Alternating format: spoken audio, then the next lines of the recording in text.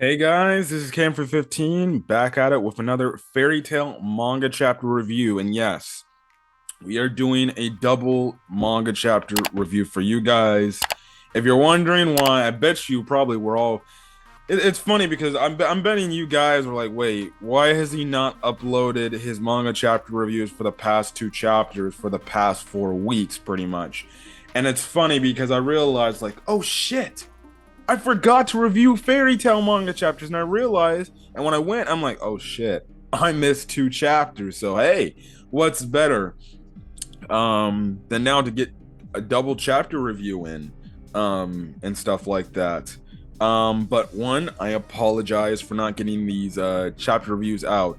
I've just been very busy. I've been very busy doing my summer school classes for college.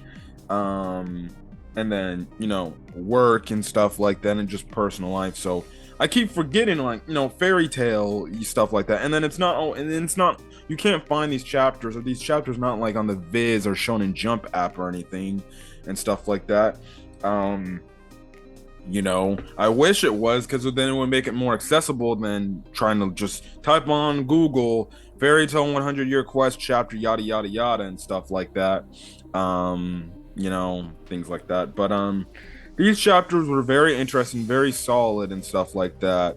And yeah, but anyways, let's get to it. So I'm starting off with fairy tale chapter 100-year quest, chapter 112, titled Quiet Wish. Cover pages of Suzaku and Natsu pretty much looking at each other like, not seeing eye to eye. So this chapter pretty much continues on with the fight between Doragmog and Suzaku. And the whole thing is Natsu and Suzaku are just absolutely getting defeated, and they can't do nothing to damage Doragmog and stuff like that. And Doragmon goes on to make the mention, like, why Igni is so, I guess, intrigued in Natsu and stuff like that. And but he makes a mention like, Igni, yeah, he's a weird dude and stuff like that.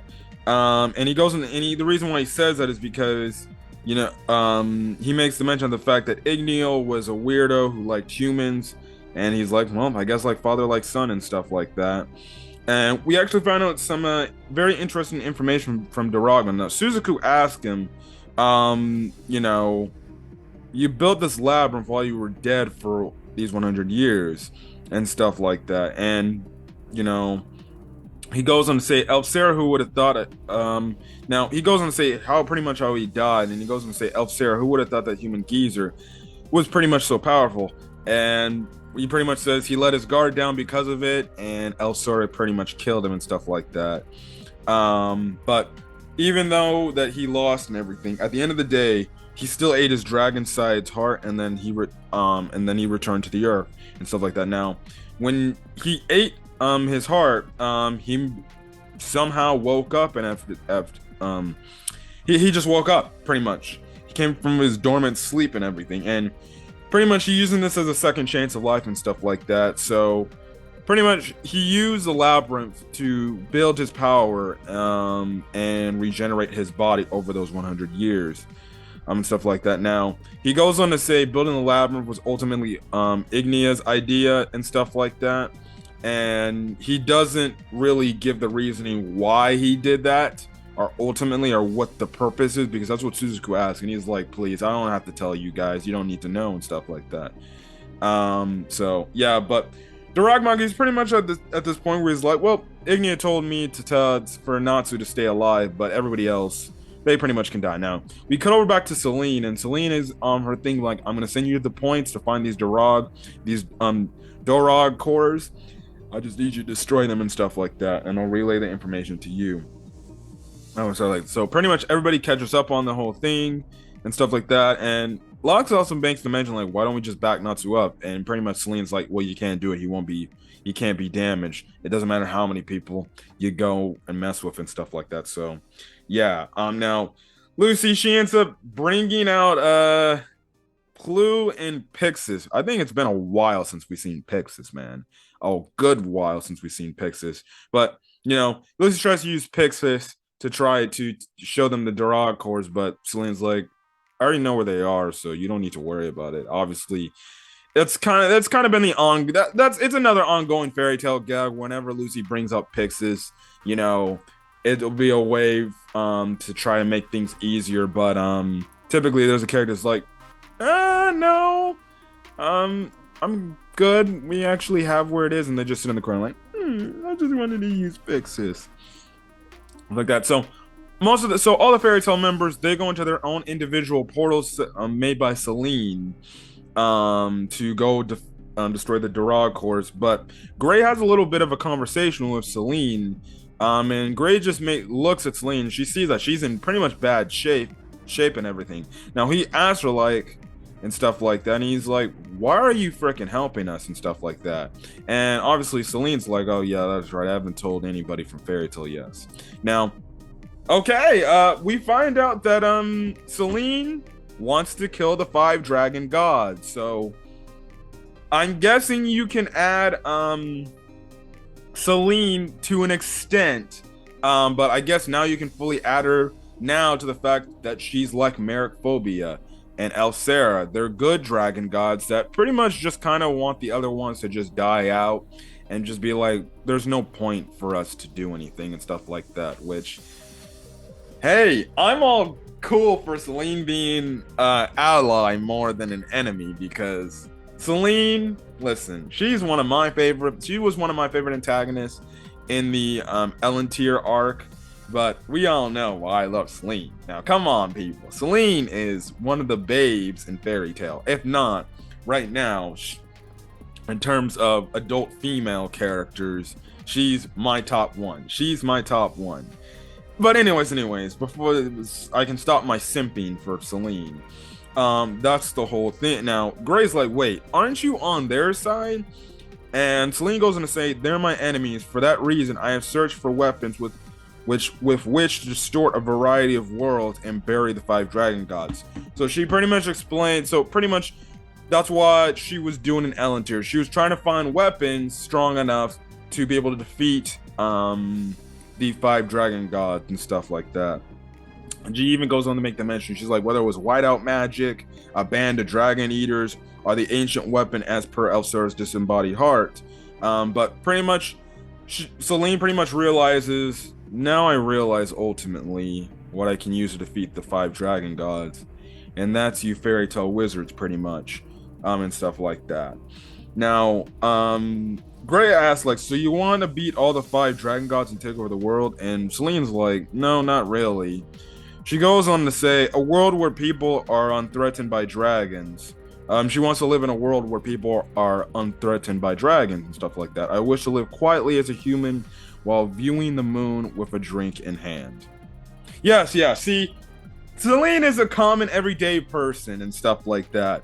Everybody just wants to live quietly and everything. Just get a nice drink of juice, a nice drink of wine, I guess alcohol, something, and just sit back on your chair, prop it up, and just be like, this is the life. Every human aspires to live like that at some point and stuff like that. Now, Gray obviously throws up because he's suspect about all this. He's like, you think we're really supposed to just trust what you say and just let you, do what you want and just sit back? And Selene's like, listen, it's your story to believe. You can believe whatever you want, but but you gotta help me for your friend's sake and stuff like that. So, yeah. But Gray, before he goes, he says, but let's get one thing straight. Even if you want to have a quiet world, don't ever drink with naked guys as an appetizer again. It's just bad taste, which it's a callback to the Elentier arc when she pretty much forcefully had Natsu and Lucy. My God, yes, anybody would die to see Lucy butt-ass naked. Well, technically you can if you go watch, I believe the first Fairy Tale movie, Fairy Tale Phoenix Priestess, you actually do see Lucy.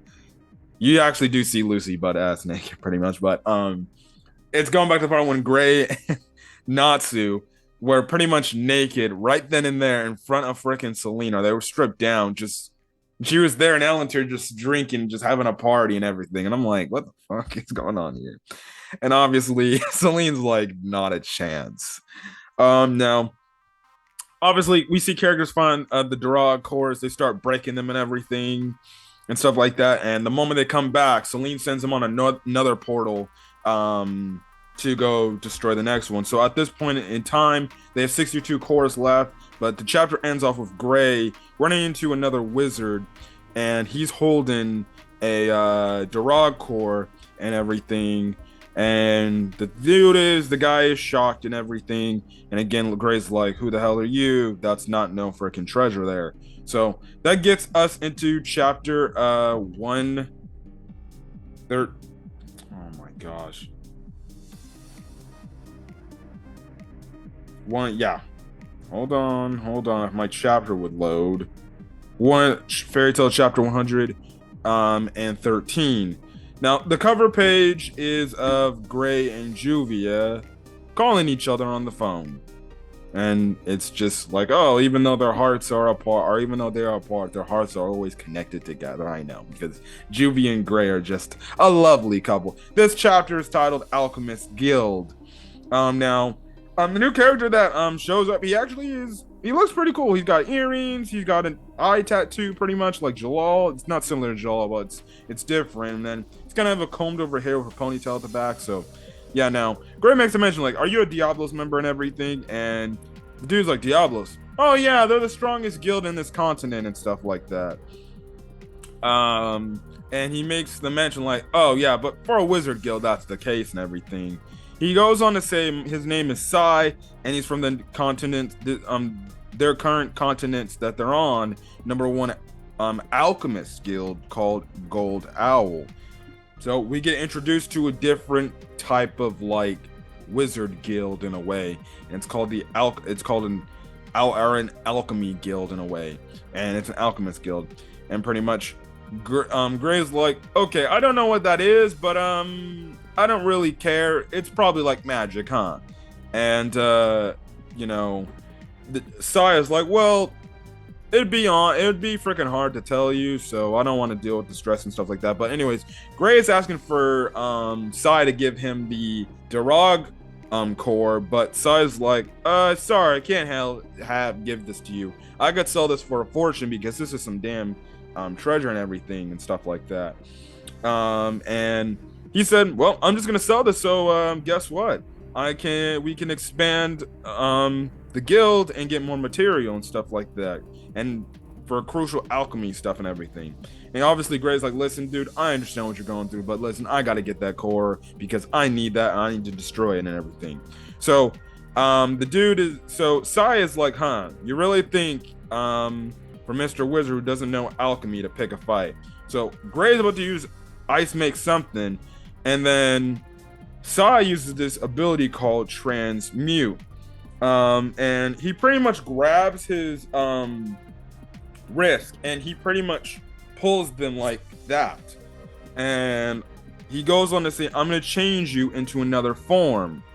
And next panel, Gray isn't Gray. He transforms into Juvia. In other words, we find out that they pretty much switched bodies. So in a way, it's like a Captain Ginyu type of thing from Dragon Ball. I wouldn't say fairly different. It's actually pretty much the same thing. It's kind of switching places. It doesn't matter how far it is. Now, Gray sees that he's Juvia and everything, and obviously, if you got a guy turning into a female, the guy's got to be like, "Wait, what's going on? I'm a girl." They look at the boobs, holding the boobs and everything. Simple stuff. We've seen this before in Fairy Tale before, where characters have switched bodies before, and stuff like that, which is absolutely hilarious. And again, Gray is shocked that he turned into Juvia and everything. Now, Sai goes and say, "Well, listen, I transmuted you with the person, with the bond, transmuted your bond with the person you love the most, or the person you're in love with." So for any other bit, so I guess one, very interesting ability there, and two, if you're ever doubting that Gray is not in love with Juvia, well, this pretty much confirms that Gray is in love with Juvia. Now, if you've been a long-time Fairy Tale fan, you have already known that Gray has been in love with Juvia for quite a while, to be honest. I would honestly say he ultimately fell in love with Juvia after the Tartaros arc. I think with the whole thing with Silver and everything and his father, And then the way they embraced at the end of that arc, and then the fact that they even lived together through that 1 year time skip. Um, yeah, that that's the part when you can legitimately say, yeah, that's when Gray fell in love with her, and stuff like that. So yeah, now Sai is like, so you like it, you're happy about that and everything. And obviously Gray is just shocked. Now Sai is like, through that bond's transmutation, you've taken on that woman's form, and then you lost your eyes to make powers and stuff like that. Now Gray's trying to use his magic, but he can't use his magic and stuff like that. Now, Sai goes on to make the mention the fact that there's this other freaking transmute technique called rival bond, but it's useless because it turns you into someone that's obviously as strong as you. So I did it to transform you into a girl, a woman, pretty much, and stuff like that. Now, he also goes to make the mention that alchemy also has another side effect. Now, we cut over to the boat where the Fairy Tail Guild members are on their way back to the Fairy Tail Guild, and they all see that Gray is there, and pretty much we find out, like I said, it's pretty much a Captain Ginyu-like situation. It's pretty much like a Captain Ginyu type of technique that we see here, and it's pretty much, the souls, they switch bodies and stuff like that. So the other Fairy Tail members see that, guess what, Gray's there, and they find out, no, this is freaking Juvia, and stuff like that in Gray's body for some way. Now, Makarov goes on to make the mention, like, hold on, it's got to be a form of alchemy. And Levy is like, wait, alchemy? And Makarov goes on to make the mention, he's like, I've heard stories of alchemy that's no different from a curse. So in a way, alchemy is similar. It's the way that they're playing it, the way Mashima's making this, I'm guessing, is the fact that alchemy is somewhat similar to like a curse, or what the members of Tartarus were doing, curses, things that are similar to magic, but at the same time they have different properties of magic and everything. So in a way, we got three different types of like magic abilities. You got straight up magic, you got curses, which are only exclusive to the Tartarus Guild members, and then obviously now you got alchemy. So it's very interesting to see the fact that there's other continents in the Fairy Tail world that, guess what, they maybe have different forms of magic that have the same properties and maybe some similarities to that of magic that the Fairy Tail wizards do, but at the same time it has its own little twist and spins on it and stuff like that. Now, we ultimately don't go more in depth with that, which I kind of wish they did go more in depth about that. I hope in the coming chapters they go more in depth about alchemy and what the property is behind it and stuff like that. I can still get a basic understanding of what it is. It's just something, it's just things that are similar to curses and a little bit different with its own little things. We still haven't gotten mostly into it a lot, so maybe next week, or maybe the next chapter will release next week and stuff like that. So yeah, and everything. So that's kind of the thing there. Now, Gray is just wondering what the hell is going on, and of course he wonders if he's gonna just start stripping. And I think they did this whole thing before. Yeah, they did this whole, yes, that's right. There was if you watch the anime of Fairy Tail, if you're not a manga reader exclusively, there was a filler episode in the Fairy Tail anime, probably one of the best filler episodes in this series. But what do I know? Fairy Tail has the best filler out of any animes I've watched. But if you watch the anime of Fairy Tail, there was an episode where the main characters actually did switch bodies due to a certain magic spell they read from a book. And I'm guessing you can say Mashima maybe he did. I don't know if he ultimately did that from that episode, but I can anticipate this as a callback to when, from that episode, Gray actually was in Lucy's body and he tried to strip, and he was almost about to he was literally stripping, about to take, pretty much because he was in Lucy's body, he's about to pretty much get Lucy naked. And he was about to take off the shirt and everything and pretty much let the boobs all hang out. But that's the same thing here. He pretty much opens up Juvia's freaking clothes and stuff like that. And I'm like, oh, this man's trying to strip here.